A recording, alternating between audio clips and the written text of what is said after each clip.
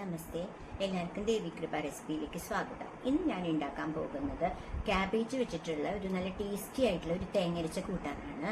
അപ്പോൾ എല്ലാവർക്കും അത് അറിയുമെന്ന് അറിയില്ല. എൻ്റെ അമ്മയുടെ ഒരു സ്പെഷ്യൽ കൂട്ടാനാണ്. അപ്പോൾ നമുക്ക് റെസിപ്പിയിലേക്ക് കടക്കാം. എല്ലാവർക്കും നന്ദി, നമസ്കാരം. നമസ്തേ, എല്ലാവർക്കും ദേവികൃപ റെസിപ്പിയിലേക്ക് സ്വാഗതം കേട്ടോ. അപ്പൊ ഞാൻ ഇന്ന് ഉണ്ടാക്കാൻ പോകുന്നത് ഒരു സ്പെഷ്യൽ ആയിട്ടുള്ളൊരു കറിയാണ്.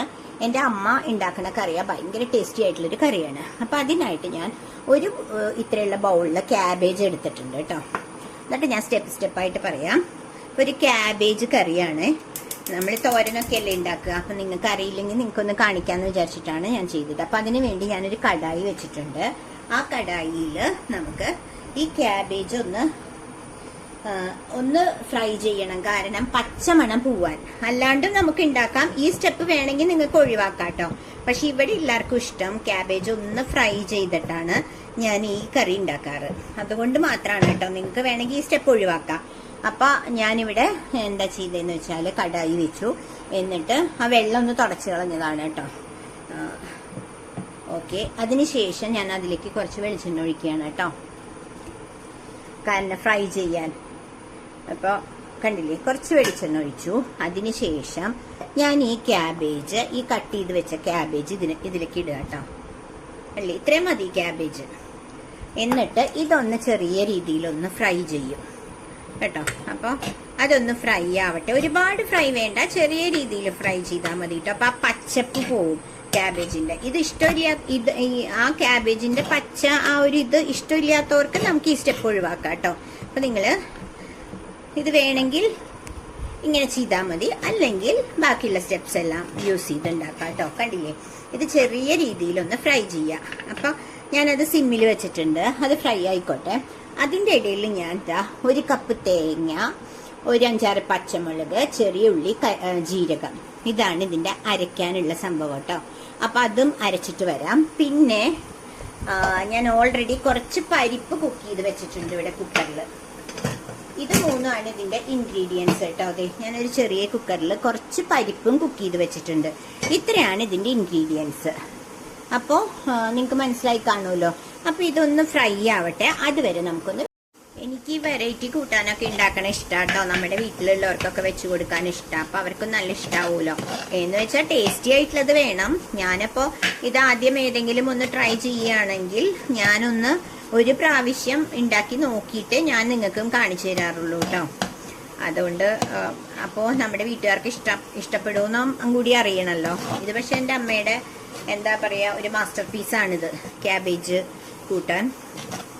അപ്പോ ഞാൻ അതുകൊണ്ടാണ് ഇന്ന് നിങ്ങളെ ഇത് കാണിക്കാന്ന് വിചാരിച്ചത്. നമുക്ക് മാറി എപ്പോഴും ഈ സാമ്പാർ, പുളിശ്ശേരി അല്ലെങ്കിൽ അങ്ങനെ തേങ്ങരച്ച കൂട്ടാനൊക്കെ വ്യത്യാസമായിട്ട് നമുക്കൊന്ന് ഉണ്ടാക്കിയാൽ നമ്മുടെ വീട്ടിലുള്ളവർക്കും ഇഷ്ടപ്പെടുമല്ലോ. ഓക്കെ, അപ്പൊ ഇതൊന്ന് കുറച്ചൊന്ന് ഫ്രൈ ആയി തുടങ്ങി.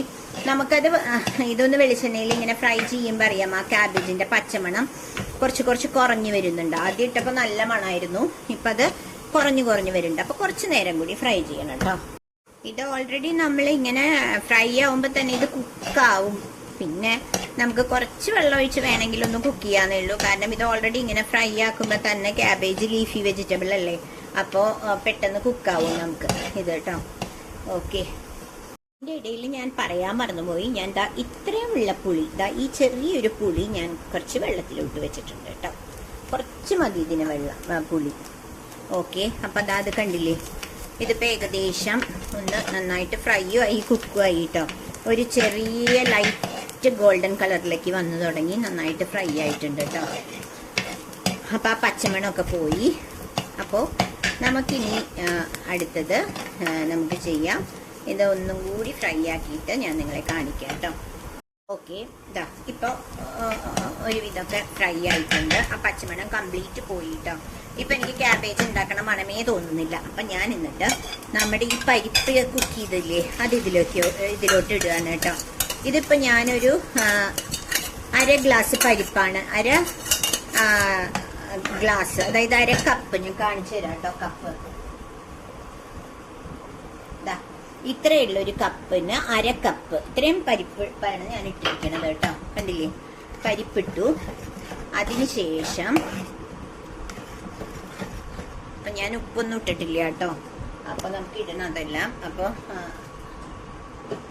അതിന് ശേഷം ഞാനിവിടെ കുറച്ച് ഞാൻ നേരത്തെ കാണിച്ചില്ലേ തേങ്ങ അരച്ച് വെച്ചിട്ടുണ്ട്, അതും കൂടി ഇടുക അതിൻ്റെ കൂടെ തന്നെ. അപ്പോൾ ഞാൻ ഇപ്പോൾ വളരെ സിമ്മിലാണ് കേട്ടോ ഗ്യാസ് വെച്ചേക്കണത്. കാരണം ഓൾറെഡി നമ്മളിത് എല്ലാം കുക്കിംഗ് കഴിഞ്ഞതാണ് ക്യാബേജിൻ്റെ. അപ്പം പിന്നെ നമുക്ക് വലിയ ബുദ്ധിമുട്ടില്ല ഉണ്ടാക്കാൻ. ഇത് വഴറ്റുമ്പോൾ തന്നെ ഇനി വഴറ്റണ ഈ സ്റ്റേജ് നിങ്ങൾക്ക് വേണമെങ്കിൽ ഒഴിവാക്കാം കേട്ടോ. ഞാൻ പറഞ്ഞില്ലേ ആ പച്ചമണത്തിന് പ്രോബ്ലം ഇല്ലാത്തവർക്കാണെങ്കിൽ ഇത് ഒഴിവാക്കാം. കണ്ടില്ലേ? എന്നിട്ട് നല്ല അപ്പൊ ഇതിന് കഷ്ണം എന്ന് പറയുന്നത് ക്യാബേജ് ആണ് കേട്ടോ, വേറെ ഒന്നും കാണില്ല അതില്. വേണമെങ്കിൽ കുറച്ച് വലുതാക്കി ഇടാം, പക്ഷെ ഞാൻ ചെറുതാക്കി തന്നെയാണ് അരിഞ്ഞത്. നമ്മൾ തോരനൊക്കെ അരിയണ പോലെ തന്നെയാണ് അരിഞ്ഞത് കേട്ടോ. എന്നിട്ട് ഞാൻ ഈ കുറച്ച് നമ്മുടെ പുളി ഇല്ലേ, ആ പുളി നമ്മൾ ഓൾറെഡി വെള്ളത്തിലിട്ട് വെച്ച പുളി ഞാൻ എന്താ ഇതിലേക്ക് ഒഴിച്ചു കൊടുക്കുകയാണ് കേട്ടോ. കുറച്ചേ ഉള്ളൂ, ആ ഒരു ടേസ്റ്റ്, പുളിയുടെ ഒരു ടേസ്റ്റും കൂടി കിട്ടാൻ വേണ്ടിയിട്ട് ഞാൻ പുളിയുടെ വെള്ളം ഒന്ന് ഒഴിച്ചു കൊടുക്കുകയാണ് കേട്ടോ. ഒന്നും കൂടി ആ പുളിയുടെ വെള്ളം ഒന്നും കൂടി പിഴിഞ്ഞെടുത്തു. അപ്പോൾ കറക്റ്റായി. ഇപ്പം എല്ലാം നമ്മുടെ പ്രിപ്പറേഷനിൽ കഴിയാറായി കുക്കിങ്. ഇനി നമ്മൾ ഇടേണ്ടത്, നമ്മൾ ഉപ്പിട്ടിട്ടില്ല, ഒട്ടും ഉപ്പിട്ടിട്ടില്ല. ഉപ്പ് ആവശ്യത്തിന് ഇടുക കേട്ടോ. കണ്ടില്ലേ? ഉപ്പ് ആവശ്യത്തിന് ഇടുക. അപ്പോൾ ഇത് സത്യം പറഞ്ഞാൽ ഇതിൽ കഷ്ണങ്ങളും ഒന്നും കാണില്ല, ക്യാബേജ് ചെറുതായ കാരണം. പക്ഷെ ടേസ്റ്റ് എന്ന് പറഞ്ഞാൽ അതൊരു ടേസ്റ്റ് തന്നെയാണ് കേട്ടോ, ഭയങ്കര അടിപൊളി ടേസ്റ്റാണ്. അപ്പം നിങ്ങളിതൊന്ന് ട്രൈ ചെയ്ത് നോക്കൂട്ടോ. അപ്പോഴേക്കും ഇതൊന്ന് തിളക്കട്ടെ. അപ്പോൾ ഞാനൊരു കാര്യം മറന്നുപോയി കേട്ടോ. കാരണം ഞാൻ മഞ്ഞൾപ്പൊടി ഇടാൻ മറന്നുപോയി. അത് ഒരു കളറൊരു സുഖമില്ല.